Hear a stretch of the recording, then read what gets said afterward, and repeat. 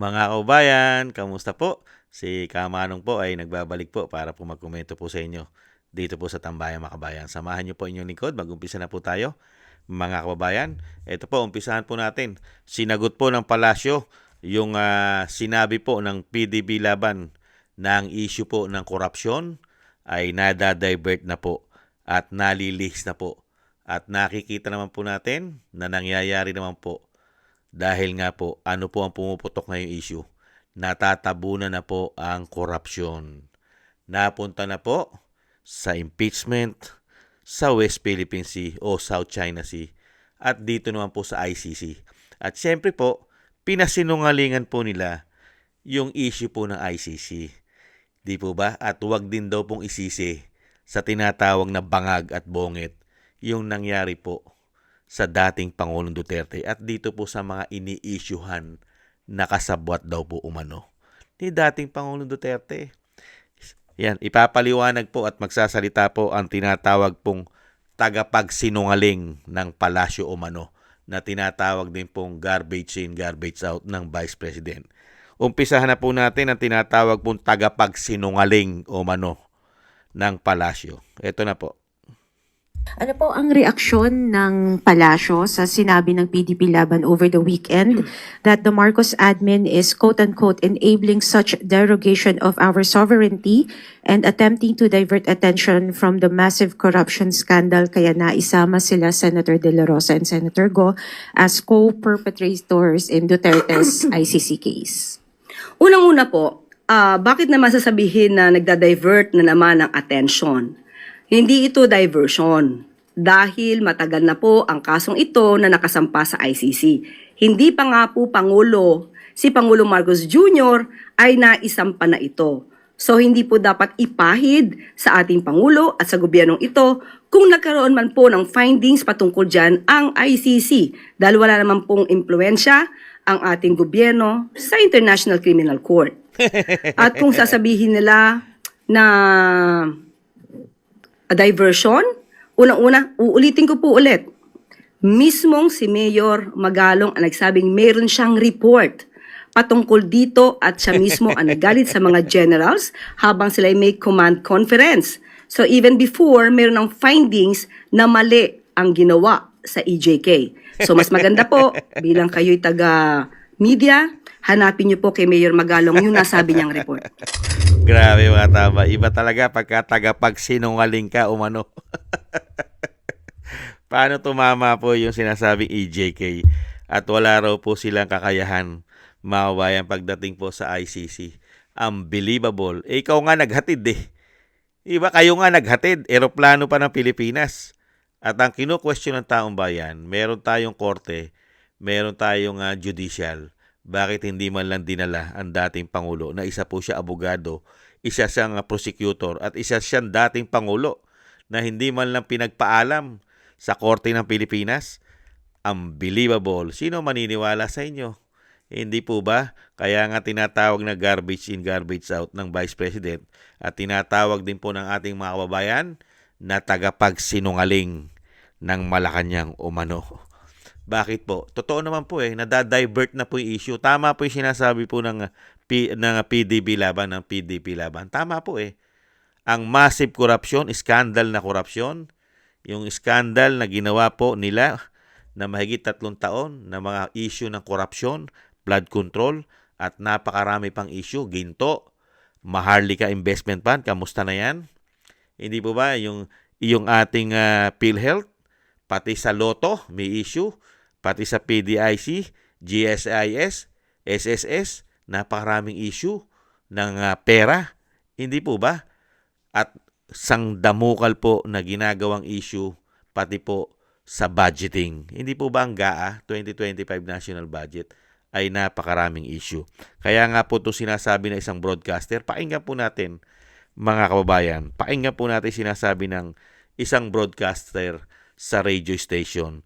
Ito po ang kanya pong sinasabi na umpisa pa lang ay pinagplanuhan na po nila talaga ang pamilya Duterte.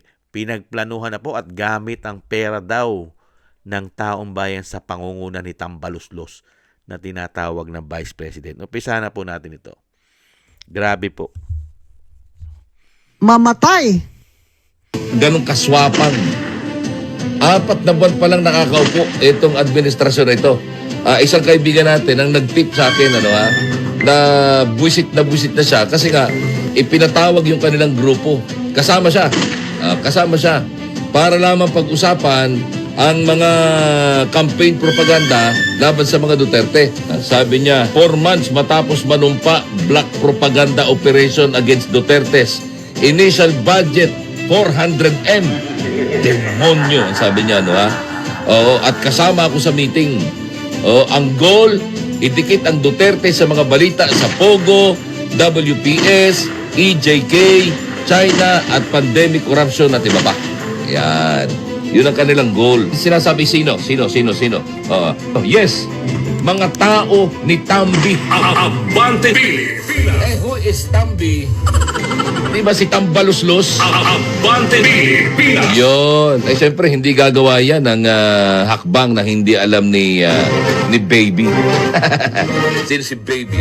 Baby M. Abante Nakita niyo po mga tambay, umpisa pa lang. Hindi pa natatagalan sa kanilang panunungkulan ay pinagpaplanuhan na po nila na pabagsakin ang mga Duterte. Ayon po rito sa isang broadcaster. Mga kabayan, doon po sa nakausap niya, di po ba? At binabudgetan po ng pera ng taong bayan. Grabe, no? Lahat po nakita po natin sa media. Ikinakabit po lahat sa issue sa media. Gamit na gamit po ang media. Yung sinasabi po, Pogo. Nakita naman po natin, putok na putok yung nakaraan yan sa media. Yung EJK, hindi po ba? Yung West Philippine Sea, hindi po ba? At kung ano-ano pa ikinakabit nila sa mga Duterte para pabagsakin. Hindi po ba? Totoo naman po. Yan po ang mahigit 3 taon at mag-4 na taon na kinakabit po nila na issue at pagpapabagsak. Lalong-lalo po ngayon ICC. Hindi po ba? Sino po maniniwala sa kanila na tama ang ginawa nila sa dating Pangulong Duterte, lalong-lalo sa pag-aresto ng isang pulis, isang general na walang nakita ang mga Pilipino, na warrant of arrest sa cellphone, at walang nakitang ICC, at walang nakitang Interpol. Kakalad ka rin kita, Mr. President. Maniwala ka sa akin. Maniwala ka sa akin. Bibit-biting kita. Nakita niyo po, kagaling. Pero ano po ba ang ginawa ng dating Pangulong Duterte? Sa pamilya walang utang na loob umano. Paano po ba ginawa ng dating Pangulong Duterte? Hindi lang po sa bansa natin. Hindi lang po kabutihan sa bansa natin ang ginawa ni dating Pangulong Duterte. Lalong-lalo po sa pamilya na nakaupo ngayon. Unang-una, ito po.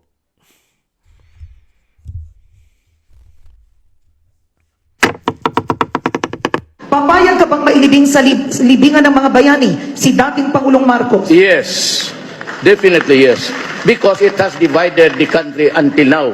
Halos lahat ng Ilocano galit kung bakit ganon ang nangyari. Kaaway It's na time to hit. Papayag ka bang mailibing sa libingan ng mga bayani si dating Pangulong Marcos? Yes, definitely yes. Because it has divided the country until now. Halos lahat. Siya lang po, mga kabayan, ang nakapagpalibing sa kanyang ama. At ano pa po yung hiling? Nung mailibing na po ang kanyang ama, humiling pa rin po ang pamilya Marcos. Humiling pa rin po sa dating Pangulong Duterte. Nung mailibing na, ito naman po ang sumunod na hiling na pinagbigyan pa rin. Pakinggan po natin. Ano ang masasabi? Kapapasok lang pong balita, ipinakiusap daw ng pamilya Marcos kay Pangulong Duterte na gawing holiday ang ika-100 taong kaarawan ni dating Pangulong Ferdinand Marcos. Ayon po yan sa isang highly placed source mula sa Malacanang. Plano ng pamilya Marcos na isagawa ang paggunita sa kaarawan ng dating Pangulo sa libingan ng mga bayani kung saan siya nakahimlay. And I readily agreed. But what's wrong? He was a president. To the Ilocanos, he was the greatest president. Why do we have to debate on that? It's one day where they can celebrate the anniversary of a great Ilocano. as far as the Ilocanos is concerned, Marcos is a hero. Kaya to dwell on this thing for so long a time will just divide the nation. Pabor si incoming President Rodrigo Duterte na mailagak ang mga labi ni dating Pangulong Ferdinand E. Marcos sa libingan ng mga bayani. Ito anya ay para mawakasan na ang isa sa mga ikinagagalit o hatred sa bansa.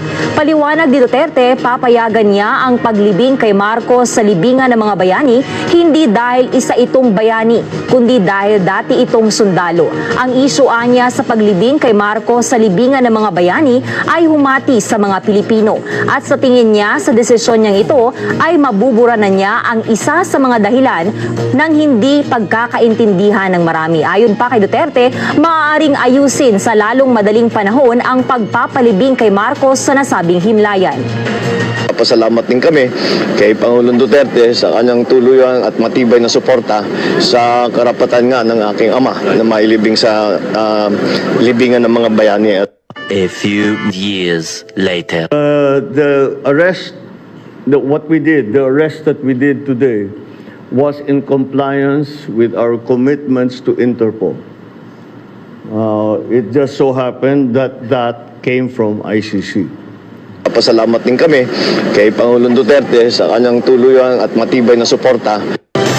Kapapasok lang pong balita, ipinakiusap daw na Nakita niyo po mga tambay kung anong klaseng lahi at pamilya. Pagkatapos pong bigyan ng respeto at maghilom ang mga sugat at galit ng mga Pilipino dahil nga bayani ng mga Ilocano, si Apo Lakay, hindi po ba? Ano po ginawa ni dating Pangulong Duterte sa pamilya Marcos? Di ba? Muli niyang ibinangon at inilapit sa taong bayan. Di ba? Pinagkaisa ang mga Pilipino. Ang Marcos na galit ang mga makakaliwa, lalo-lalo ang grupo nila Kiko, Hontiveros, Dilima, at Makabayang Black, di ba? Wala silang nagawa. Dahil po sa sinasabi ng dating Pangulong Duterte na dapat ay tapusin na, wakasan na. Kaya nga po nailibing, pati po ang respeto, pati ang hiling na gawing holiday nung ikasandaang taon, ay napagbigyan. Lahat po pinagbigyan. Pero sa kabila nun, mga kabayan, ano po ginawa ng pamilyang ito? Lalong-lalo po nakaupo ngayon. Tigas ang pagpapasalamat sa dating Pangulong Duterte dahil lahat po ay nangyari at natupad sa panahon ni dating Pangulong Duterte.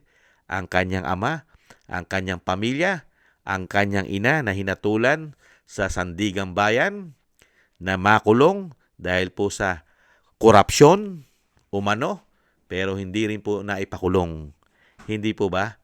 At ang pinakamasakit, ano po ang nangyari sa pamilya Duterte? Wala pa pong isang taong nanunungkulan ay inuumpisahan na pong pabagsakin. Dahil nga po sa nangyari po na pumutok na mga issue ng korupsyon. Lalong-lalo po pumutok pa ang issue ng pulburon. At saan ka ba naman nakakita? Ang kinampihan mo, ang sinamahan mo, ay puro pa salot. Puro po salot pa ng bansa. Mga isinusuka ng taong bayan ang sinamahan mo. Yan ang nakapaligid sa iyo ngayon lahat. Umano? Lahat ng isinusuka at gumawa ng hindi maganda sa bansa. Yan ngayon ang mga kaalyado mo. Umano? Anong klase ka? Tao. At anong klase ka tumanaw ng utang na loob sa isang presidente na pinaglaban ng pamilya mo, ang ama mo? Hindi po ba? Nagtatanong na si kabayan. At paano po ang nangyari? Ganito po kasi ang nangyari talaga, mga kababayan. Kaya po talagang lahat po ginawa nilang pagpapabagsak sa pamilya Duterte dahil nga po ginamitan ng pera, dahil nga po nabisto po ang pinagagawa nila kasama po ang kanyang pinsan. Ano po yon? Ganito po yon, mga kabayan. Ito po yung issue nila talaga. At alam ng Vice President dahil pati ang Vice President ay pilit pinababagsak. At ito po talaga ang ugat ng lahat. Kaya po ayaw nilang mawala sa kapangyarihan. Kaya nga sabi ng Vice President, may halalan pa bang darating sa 2028? Lalong-lalo po kung pinoprotektahan po nila ang bawat isa sa kanila. Dahil kung sila'y mawawala sa kapangyarihan, sa tingin nyo, si dating Pangulong Duterte lang kayang ipakulong? Hindi po ba mas maraming kayang ipakulong naman si Inday? Dahil dito sa nalalaman ni Inday, pakinggan po natin si Inday at ibalik tanaw po natin. Mga kapuso, Ang ina ninyong lahat, Lisa Marcos. Naalala mo, nagpadala ka sa akin ng video, you sent me written instructions. Anong nakalagay doon sa envelope? DepEd! Anong ginawa ko? Binigay ko sa DepEd! Putak na mo pa! Sasabihin niyo sa mga tao, nakaw yan, confidential funds yan, niwala nga kayong isang proof na hindi niyo nga nilabas? Na wala pang confidential funds, meron ng white envelope. Bongbong Marcos, presidente ka. May speaker ka na involved sa bribery ng Supreme Court justices. May video, may kaso, may witnesses. Hindi mo tinanggal yung speaker mo. Pinabayaan mo siya abusuhin ang pera ng bayan. Namimigay ng pera na para bang kanya, Martin Romualdez, nangangampanya tayo. Nakasakay tayo sa eroplano, magkatabi tayo. Nagre-reklamo ka, putang ina ka, walang pera. Kasi, ano sabi mo? Yung ni Lisa Marcos o BBM ang kwarta. Reklamo ka ng reklamo sa akin. Ano sinabi ko sa'yo? Huwag ka mag-alala. Lahat ng gusto tumulong sa akin, ipapadala ko sa iyo. Kunin mo lahat. Wala ka ng pera. Sabi mo sa akin, okay lang. Pag nanalo kayo, babawiin ko lahat yan. Ang buong akala ko, babawiin mo sa negosyo mo. Legitimate businessman ka naman eh. Nina, pagsira sa kalikasan, media, tanggap ka sa Pogo. Naalis nyo lahat ng kompetisyon ninyo, naiiwan ang Pogo mo.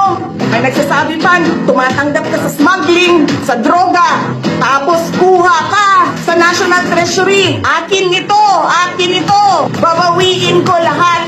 Masakit sa akin, Martin, hindi yung pagsira ng pangalan ko eh. Ang masakit sa akin, maalis mo man ako sa presidential race, hindi pa rin ikaw ang presidente. King-ina mo. Walang buboto sa'yo. Please lang. Wala. Hindi ka nga dumadaan ng contest eh. Kasi wala kang kalaban sa Tacloban. There is nothing in you except money. Yan lang, Martin. Harapin mo yung katotohanan. Walang walang buboto sa'yo. Senador man, Vice President man, President man, walang buboto sa'yo. Hindi ko nga alam kung mananalo ka pa ngayon sa Tacloban eh. Palamang hindi na. Kasi, magnanakaw ka. Hindi ka dumadaan sa audit. Milyon-milyon, buwan-buwan, certification lang ng congressman. Alam nyo, bakit alam ko? Kasi may MA din ako. Pero sa amin, sa akin, nire-require ako ng resibo ng COA. Pero alam ko, certification lang ang kailangan.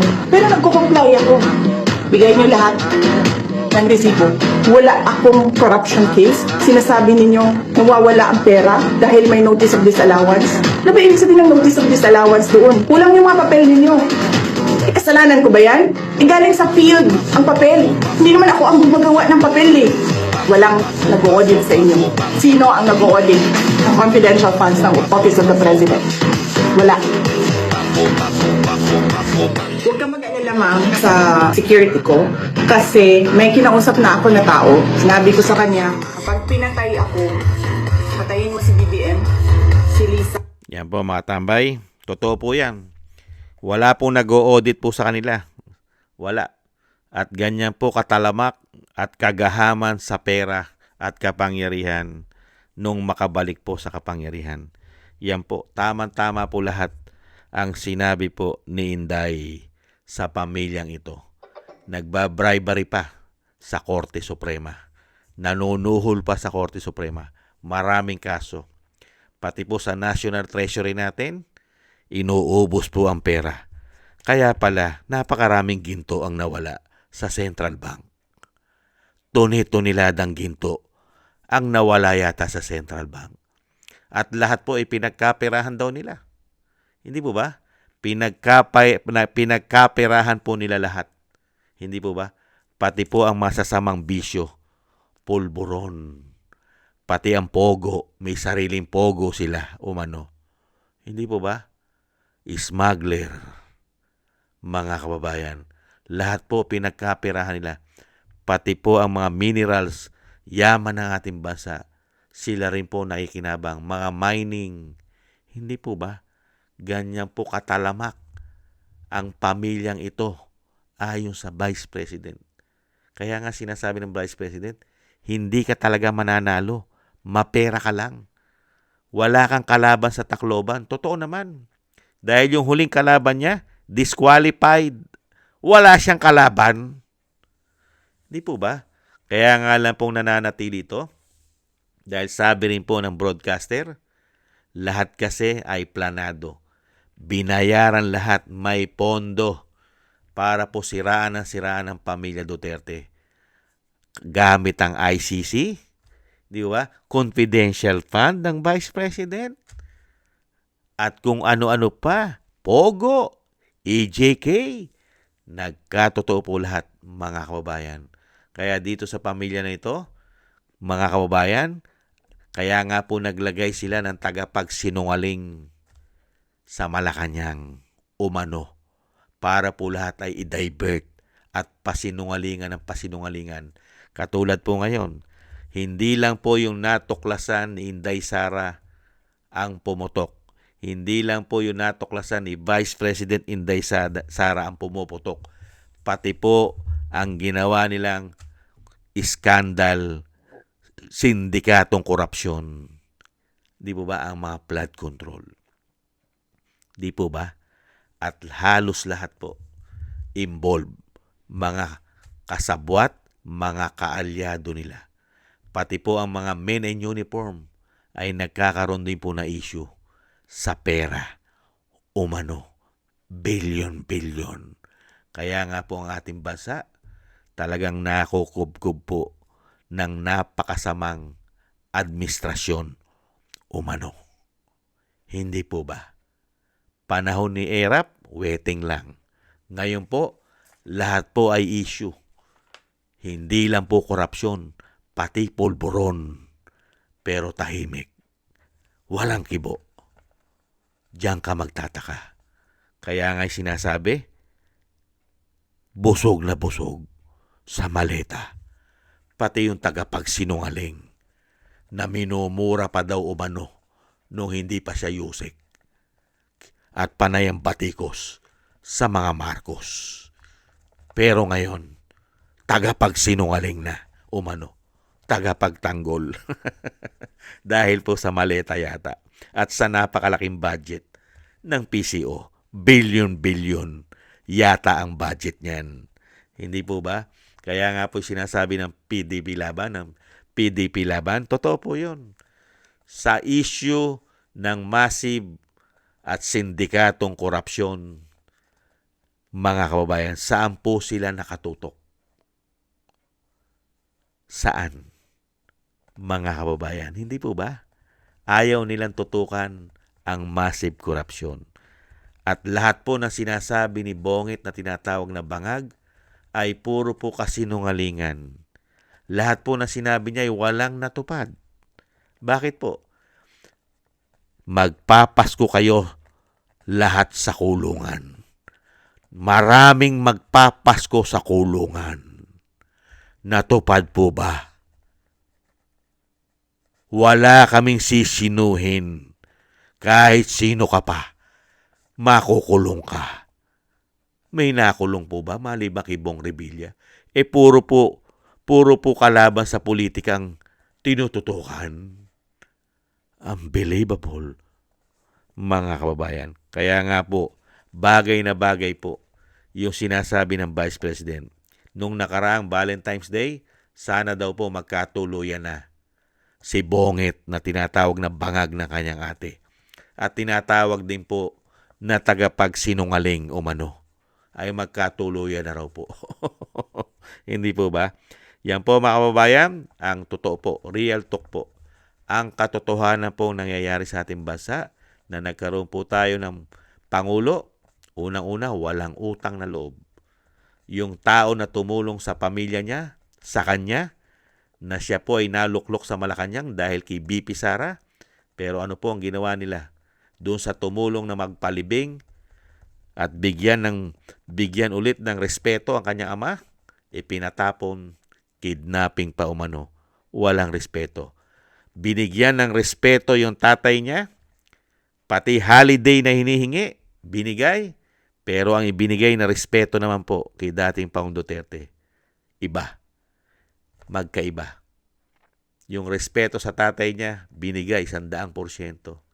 Yung respeto naman po kay dating Pangulong Duterte, ipatapon mo sa ibang bansa na wala ng balikan. Ganyan po. Ano kaya ang mangyayari sa lahi na ito? Lalong-lalo po kung hindi na sila at wala na sila sa kapangyarihan.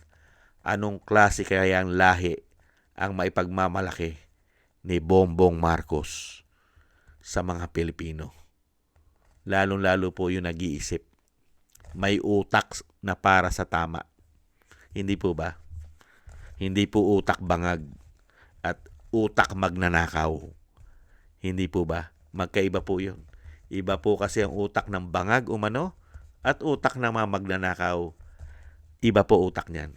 Magkakasundo po yan umano.